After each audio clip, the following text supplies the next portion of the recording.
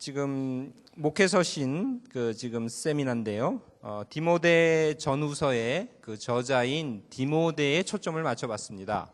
그리고 이 디모데가 이제 바울 전체 선교에서 어떤 그 바울의 동역자로서 어떤 위상과 어떤 위치를 차지하고 있는지, 그리고 그의 바울 선교에 있어서의 디모데의 그 비중이 얼마큼 높은 건지에 대해서 제가 한번 쭉 서베이를 했습니다.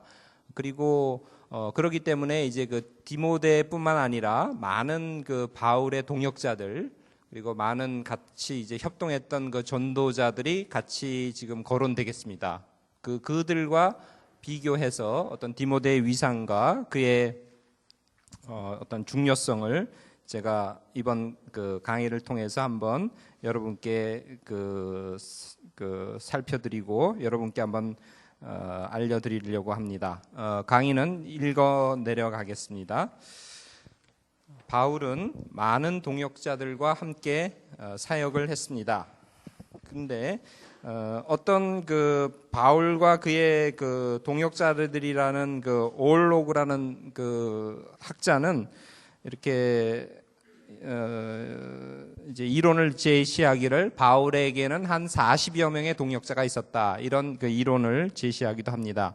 그런데 그 중에서 디모데가 가장 그 돋보인다고 저는 그렇게 말씀드리고 싶습니다. 그는 여러 바울 편지의 공동 저자일 뿐만 아니라 그가 활동했던 지역이 굉장히 광범위합니다.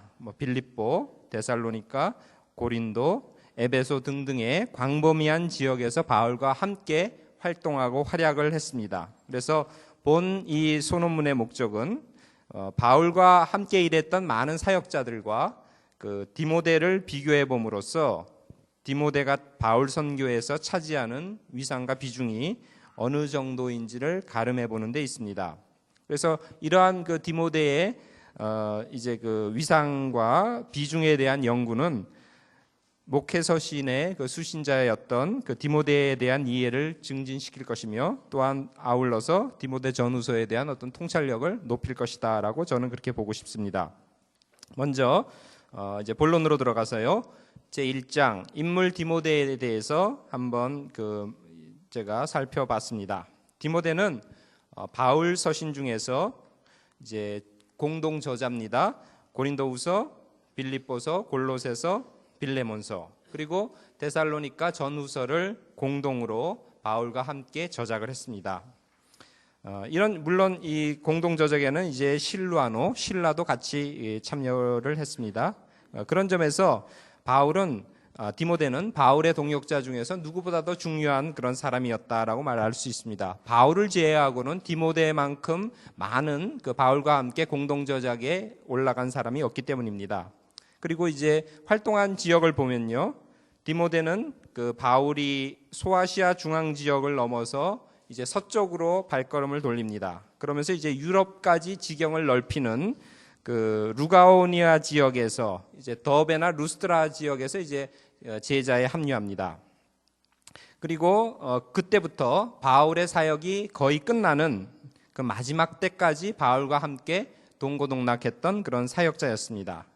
옥중서신 중에서 바울이 이제 감옥에 갇혔을 때 썼다고 하는 옥중서신 중에서 에베소를 제외한 나머지 서신들, 예를 들면 이제 빌립보서, 골로새서, 빌레몬서를 바울과 함께 이 디모데가 공동 그 저수를 했습니다. 그렇기 때문에 이 옥에서도 바울과 함께 이 생사고락을 같이 했던 그런 그 그런 동역자였다고 그렇게 볼 수가 있습니다. 우리가 잘 아는 것처럼 바울이 디모데를 만난 곳은 그 2차 선교 여행 때 그 루스트라 지역이었습니다. 이제 학자간에는 바울이 더베나 루스트라, 이제 거기서라는 그 말이 나오는데요. 이것이 이제 더베인지 루스트라인지 이제 불확실하다는 사람도 있지만, 그러나 그곳이 루스트라일 것이라는 의견이 좀 더 많습니다. 그래서 저도 아마 루스트라에서 만나지 않았을까라는 이제 생각을 해봅니다. 디모데라는 뜻은 이 하나님을 영화롭게 하는 자라는 뜻입니다. 그리고 사도행전 1절에 보면, 이미 16장 1절에 보면 그를 이미 제자라고 그렇게 부르고 있습니다. 이제 그런 점에서 그리고 바울이 그를 또 아들이라는 말을 씁니다. 바울은 그 동역자 중에서 아들이란 말을 잘 쓰지 않아요. 나중에 이제 나오겠지만 디모데와 디도에게만 아들이란 말을 씁니다. 그런 점에서 아마 바울에 의해서 디모데는 세례를 받지 않았나 이렇게 우리가 생각을 해볼 수 있습니다. 즉 이미 2차 전도 여행 때 디모데를 제자라고 부르고 있다는 점에서 디모데는 바울이 1차 선교를 할 때 이 지역을 이제 지나쳤는데 이때 복음을 접했던 것 같고 이때 이제 그 기독교의 신앙을 받아들였던 것 같습니다. 아버지는 헬라인이었고 어머니는 이름은 유니게로서 유대인이었습니다. 외조부는 이제 로이스라고 디모데 후서에 나오고 있습니다. 유대 사회는 모계 사회이기 때문에 어머니가 유대인이면 그 자식도 이제 유대인입니다. 디모데의 신실함은 이제 외가 쪽으로부터 물려받은 것입니다. 이제 디모데후서 1장 5절 같은데 이제 나오고요. 디모데후서 3장 14절 이하에 보면 그 어릴 때부터의 그 성경과 신앙 교육이라는 그런 언급들이 나옵니다. 그래서 이 디모데의 그 신실함, 하나님에 대한 그 열정과 믿음은 이 외가 쪽에서 물려받은 것이다. 이렇게 볼 수 있습니다. 그런데 어떤 그 학자들은 그 바울을 만난 다음에 디모데가 할례를 받았다는 점, 그리고 이제 어머니가 유대인인데 헬라인과 결혼했다는 점을 들어서 이 집안이 그 신앙이 그렇게 돈독하지 않았던 집안일 수도 있다는 그런 그 이제 설을 내놓기도 합니다. 그렇지만 우리가 디모데 전후서에 그러한 그 외가의 그 신실한 그 신앙과 이런 그 표현들을 볼 때 저는 디모데의 신앙은 그 이제 외가 쪽에서부터 본래부터 하나님 신앙이 굳건했던 그런 그 집안이었고 이제 거기서부터 바울을 만나서 위대한 동역자가 됐던 그런 기틀이 이미 그때 뿌리를 내리고 있었다. 저는 이렇게 보고 싶습니다. 헬라인이었던 다른 그 동역자 디도에게 바울은 이제 할례를 받지 않도록 했습니다. 그것은 우리가 갈라디아서 2장에 나오는데요. 그러나 디모데는 이제 제자가 되자마자 바울이 이제 할례를 받도록 합니다. 이것은 아마도 이제 유대인을 중심으로 사역하는데 아무런 걸림돌이 없게 하기 위해서, 즉 효과적으로 유대인 선교를 하기 위해서였을 것이고요. 또 적대적인 그 유대인들의 그런 비판과 시비를 사전에 차단하기 위해서 아마 그랬을 것이라고 우리가 생각해 볼 수 있습니다. 바울은 우리가 잘 아는 것처럼 굉장히 그 융통성 있는 선교를 했습니다. 고린도전서 9장 20절 그 이하에 보면 유대인에게 유대인과 같이 된 것은 유대인을 얻고자 함이요 율법이 없는 자에게 율법이 없는 자 같이 된 것은 율법 없는 자들을 얻으려 함이니라라고 이렇게 그 바울이 그 묘사한 것을 봤을 때 바울은 굉장히 그 상황에 맞게 그리고 전도 대상에 맞게 그 유연하게 우리가 선교를 했다는 것을 알 수 있습니다. 바울은 디모데를 형제 그리고 일꾼, 종, 아들 등등의 아주 다양한 칭호를 붙여서 칭하고 있습니다. 이렇게 그 디모데에게 붙였던 이런 그 다양한 칭호를 다른 사람들에게서는 발견하기 힘듭니다. 그런 점에서 바울과 디모데의 어떤 그 각별했던 사이를 우리는 이런 다양한 칭호를 통해서도 알 수 있습니다. 다음으로 바울 선교에서 그 디모데의 족적을 한번 살펴보겠습니다. 이제 루스드라, 루가오니아 지방에서 바울 일행과 합류했던 디모데는 이제 바울과 함께 드로아에서 바다를 건너서 그리스 땅으로 건너갔습니다.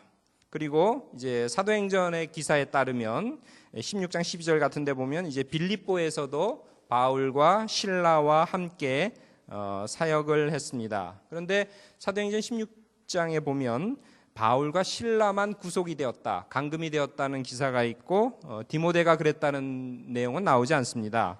그래서 아마 그 당시 디모데가 나이가 어렸기 때문에 이렇게 체포하는 데서 그 열애가 됐던가. 왜냐하면 디모데전서 4장 12절에 보면 누구든지 내 연소함을 인하여라는 그런 그 표현이 나오는 걸 봤을 때 그가 상당히 어리지 않았을까 또 생각해 보고요. 아니면 우연히 체포하는 그 현장에 없었기 때문에 체포를 모면했을 수도 있을 것 같습니다. 그리고 그 다음 지역인 이제 데살로니가 지역에서도 이 디모데의 이름이 나오지 않고 있습니다. 그러다가 다음 선교지인 베레아에서 비로소 디모데가 다시 언급되고 있습니다. 즉 이제 베레아에서 데살로니가에서 온 유대인들이 이제 베레아까지 와서 바울 일행을 해하려 하니까 바울은 급히 이제 몸을 피신해서 아텐으로 갑니다. 그리고는 아테네에서 이제 바울이 혼자 그 몸 빠져나왔는데요. 여기에 도착한 바울은 실라와 디모데도 속히 그곳으로 오도록 그렇게 자신을 인도했던 사람들에게 부탁을 하고 있습니다. 그래서 이 디모데와 실라는 이제 아텐이 아니라 고린도에서 바울과 제외했다고 사도행전 18장 5절에 그렇게 나오고 있습니다. 그러니까 디모데와 실라는 이 베레아에서 바울과 헤어져서 다시 제외한 것이 이제 고린도에서 제외했다 이렇게 볼 수가 있습니다. 그런데 데살로니가전서 3장 1절 이하에 따르면 그 바울은 그 아테네에 있을 때 데살로니가인들을 굳게 하고 믿음을 위로하기 위해서 디모데를 그곳으로 보냈다는 기사가 나옵니다. 이 기사는 그 사도행전 어디에도 없는 그런 기사입니다. 디모데는 그래서 그 바울이 준 과업을 잘 완수하고 바울에게로 다시 돌아왔다고 데살로니가전서 3장 6절에 그렇게 나옵니다. 한편 또 디모데는 빌립보에서도 활동한 적이 있습니다. 그곳 교인들도 그를 잘 알기 때문에 바울은 아마도 빌립보에 디모데를 보냈던 것 같습니다. 이것이 이제 빌립보서 2장 22절, 23절 같은 데 나오는데요. 그래서 디모데를 빌립보에 보내면서 바울은 그 이유를 이렇게 설명합니다.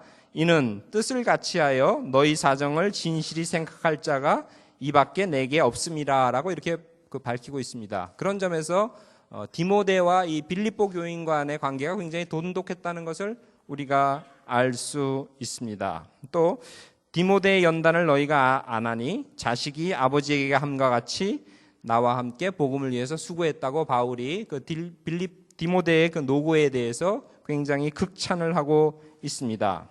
그래서 아마도 이 빌립보에서 디모데가 했던 그런 그 복음을 위한 수고와 노력을 바울뿐만 아니라 빌립보 교인들도 이미 잘 알고 있었고 이것은 이미 이제 검증된 사실이라는 것을 알 수가 있습니다.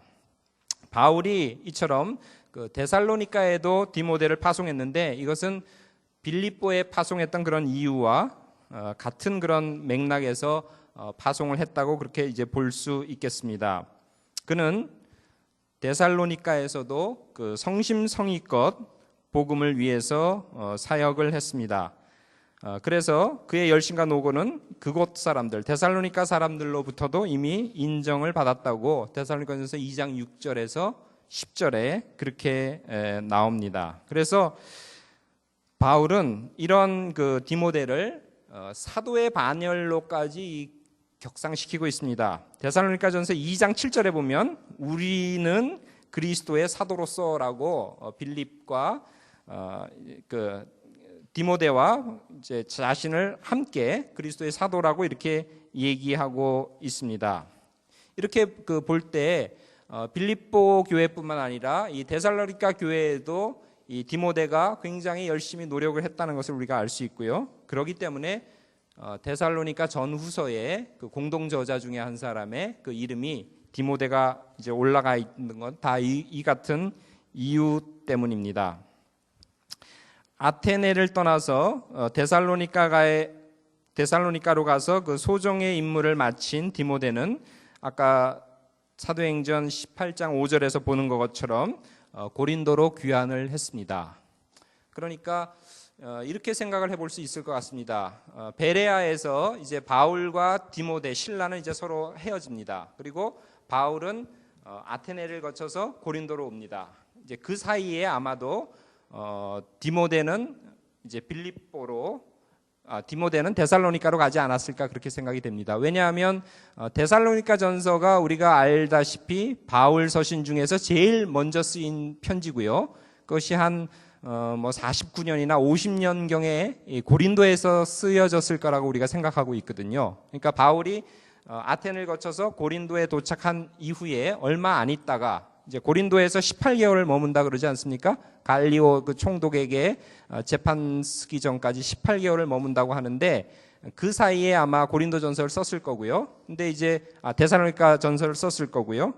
그때 데살로니가 전서에 보면 디모데를 내가 너희에게 보냈다 이런 말이 나오는 걸 보면 아마도 그 베레아에서 헤어진 그 어간에 바울이 디모데를 이렇게 데살로니가로 보낸 게 아닐까 이렇게 생각이 됩니다. 물론 그때 빌립보로 보냈을 수도 있겠지만 빌립보서는 그 50년에 당장 쓰여졌다고는 보지 않기 때문에 물론 정확하게 빌립보서가 몇 년도에 썼는지는 아직 그 학자 간의 의견이 있습니다.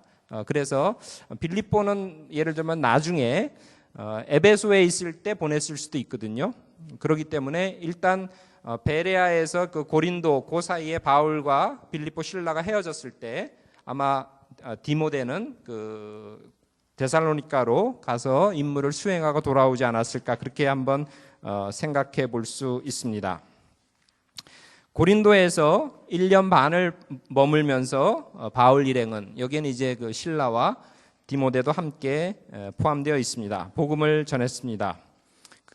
여기서도 이제 유대인들이 바울을 해하려고 이제 재판장에 그를 세웁니다만 그러나 아가의 총독 갈리오는 유대인 내부 문제는 자기는 관여하지 않겠다고 함으로써 이제 그 바울은 그 재판장에서 이제 그 처벌받는 것은 이제 모면하지만 그러나 상황이 점점 불리하게 전개되기 때문에 바울은 부득불 고린도를 떠나서 이제 시리아 쪽으로 갑니다. 에베소를 거쳐서 예루살렘으로 이제 올라가게 됩니다. 3차 전도 여행 중에 바울이 예루살렘에 갔다가 이제 그 웃지방을 거쳐서 에베소에 이제 다시 돌아옵니다. 그래서 에베소에 굉장히 장기 체류를 합니다. 두란노 서원에서 2년간 강론하고 밀레도에서 그 에베소 장로를 불러다가 이제 훈계하는 내용에 보면 내가 3년간 너희를 가르쳤다 이런 말이 있습니다. 그래서 2년 내지 3년 동안 바울은 에베소에 머물면서 교인들을 훈련시켰다는 것을 알 수 있습니다. 이때 바울은 그 고린도 교회에 디모데를 보내서 당면한 문제를 해결합니다. 이제 디모데를 보낸다는 내용은 고린도전서 4장 17절이나 거기에는 이제 빠져 있습니다만 고린도전서 16장 10절 11절 이런 데 보면 내가 디모데를 너에게 보내노니 라는 그런 말들이 거기에 나옵니다. 그렇기 때문에 에베소에 있을 때 바울은 이 디모데를 고린도에 이제 보냈던 것을 우리는 알 수 있습니다. 그리고 그렇기 때문에 이 고린도 교회와 바울 사이는 특별히 굉장히 이제 각별했는데요. 그래서 바울은 너희들과 나의 관계는 제자 스승의 관계가 아니라 자식과 부모의 관계다라고 이렇게 선언할 만큼 고린도 교회와 바울의 사이는 굉장히 그 각별했습니다. 그렇기 때문에 이 교회에 자기가 가장 아끼고 사랑하는 디모데를 보내서 하나님의 일을 하도록 그렇게 한 것입니다. 그 자기가 가장 사랑하고 그 또 신실하다고 여겨 그 아들 디모데를 바울은 그쪽에 이제 가도록 파송했고요. 그래서 바울이 가르친 것을 이제 상기시키도록 했고요. 그래서 고린도 교인들로 하여금 그 영적 부모인 바울을 본받도록 이렇게 했습니다. 이런 역할을 디모데가 옆에서 잘 보조를 했기 때문에 가능했던 것입니다. 이처럼 디모데는 고린도 복음 전파의 주역 중에 한 사람이었습니다. 그러나 우리가 고린도전서 16장을 보면 그의 성격이 그렇게 활달하거나 적극적이지는 아마 못한 것이 아닐까 하는 그런 구절들이 나옵니다. 그래서 바울은 그 글을 보내면서 그 16장에 어떻게 썼냐면 그 디모데는 주를 위해서 굉장히 그 힘쓰는 자니까 그 세심하게 그를 영접해서 그의 마음에 두려움이 생기지 않도록 해달라.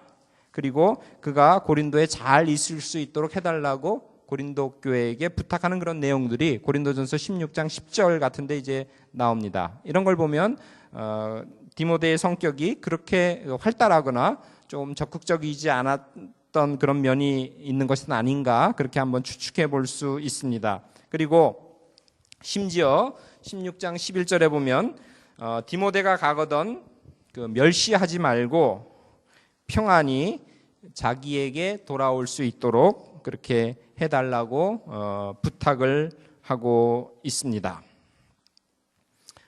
바울의 계획은 이 당시 이제 그 고린도전서를 쓸 때 바울의 계획은 오순절까지는 에베소에 계속 머물러 있다가 마게도니아를 방문한 후에 가능하면 그 고린도에 가서 이제 겨울을 나고 그런 내용들이 이 고린도전서 16장 5절 6절에 나옵니다. 그리고는 거기서 이제 고린도 교회나 아가야나 이 지방에서 예루살렘 교회를 위해서 모금한 것을 가지고 예루살렘에 이제 올라가려고 했던 것이 당시 디모데를 고린도 교회에 보내면서 바울이 했던 그런 이제 계획이었습니다. 그런데 이제 고린도 그 후서에 보면 그러면서 이제 디모데를 보낸다고 했는데 고린도 후서에 보면은 1장 1절에 고린도 후서의 공동 저자가 디모데로 되어 있습니다. 이 말은 그 고린도 전서를 쓰면서 보냈던 디모데가 다시 고린도 후서를 쓸 무렵에는 다시 에베소로 돌아와 있었다는 그런 내용, 그런 뜻입니다. 그런 의미입니다. 이는 그 고린도로 파견된 그가 다시 에베소로 돌아왔음을 뜻하는 것입니다. 두 번째 서신, 즉 고린도 후서에서 바울은 앞서 세웠던, 즉 고린도 전서를 쓸 당시에 가졌던 그 계획, 즉 마게도니아를 거쳐서 아가야로 가서 그곳 지역 교회가 예루살렘 교회를 위해서 모금한 그 모금을 가지고 이제 예루살렘으로 올라가려는 그런 계획, 그런 여행 계획이 뭔가 이제 차질을 빚어가지고 이제 연기될 수밖에 없던 그런 그 이제 이유와 사연을 고린도후서 1장 16절이나 그 다음에 23절, 그 다음에 2장 1절 같은 데서 다시 한번 밝히고 있습니다. 그러니까 이제 고린도후서는 그 고린도전서에서 그 고지했던 그 여행 방문 계획이 이제 연기되면서 대신에 왜 연기할 수밖에 없었는지, 그리고 이제 앞으로 바울은 어떤 계획을 갖고 있는지를 이제 밝히느라고 이제 썼던 편지라고 그렇게 볼 수가 있겠습니다. 자, 그리고는 이제 고린도후서에 보면 그 말미에 12장 14절이나 13장 1절 같은 데 보면 이제 다시 내가 너희에게 세 번째로 방문할 것이다 이런 말이 나옵니다. 즉 첫 번째 방문은 그 고린도 교회를 그 세울 때 설립할 때의 방문이고요. 이제 세 번째 방문이라는 것은 이제 고린도 후서를 쓰면서 다시 이제 내가 너희에게 가겠다 할 때 세 번째 방문이거든요. 그러니까 그 사이에 고린도 교회가 건립된 다음에 이제 고린도 후서를 쓰면서 내가 이제 다시 가겠다고 하는 그 사이에 바울이 그 언젠지는 모르겠지만 고린도 교회를 그 중간에 한번 방문했음을 뜻하는 것입니다. 즉 바울은 고린도 교회를 이제 3번 방문했던 것이고요. 그것은 고린도 전서와 고린도 후서를 쓸 그 사이에 어느 때인지는 모르지만 방문했다는 것입니다. 그래서 이것을 그 중간 방문이다 이렇게 얘기를 이제 할 수 있겠습니다.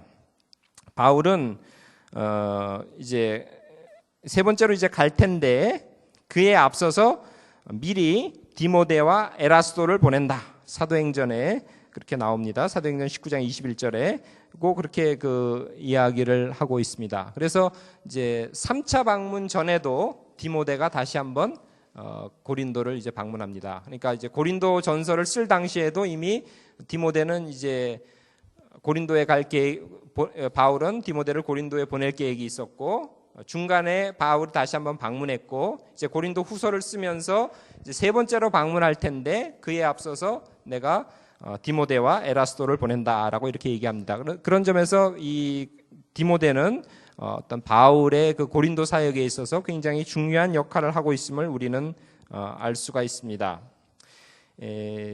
에베소에서 그 아데미 신상 모형을 만드는 그 은장색 더메드리오가 이제 일으킨 그 소동 때문에 바울은 굉장히 이제 크게 혼이 납니다. 그리고는 그 소동이 진정된 이후에 바울은 이제 에베소에서 마게도니아로 출발을 하고요.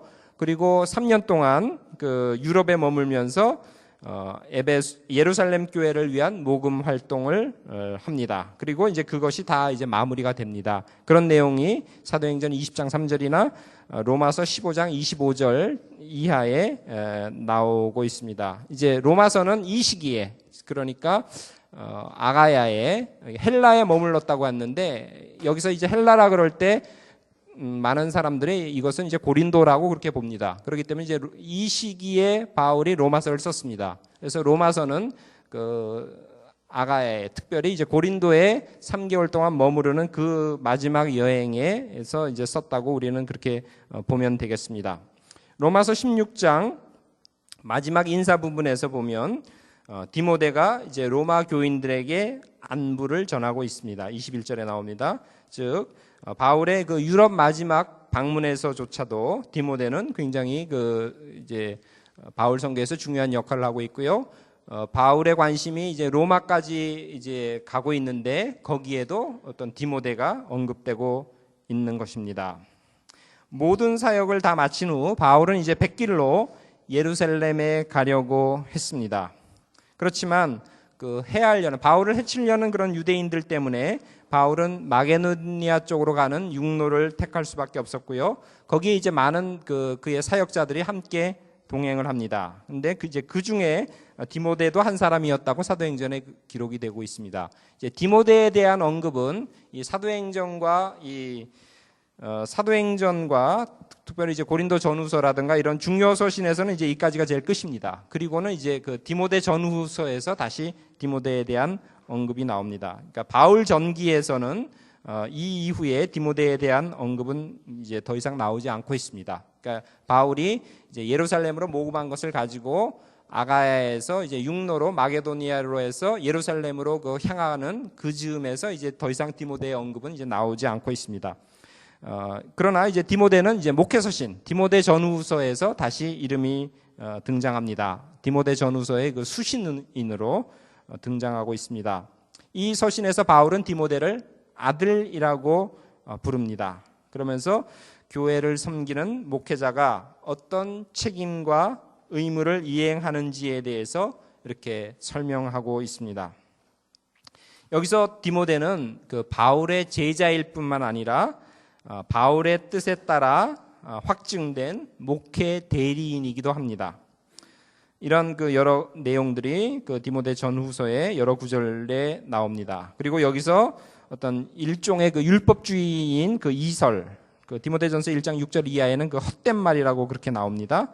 그리고 신화와 족보의 기초를 둔 일종의 그 사색적인 신학, 이런 것을 이제 경계할 것을 바울은 디모데에게 권하고 있습니다. 신화와 헛된 족보에 몰두하지 말라.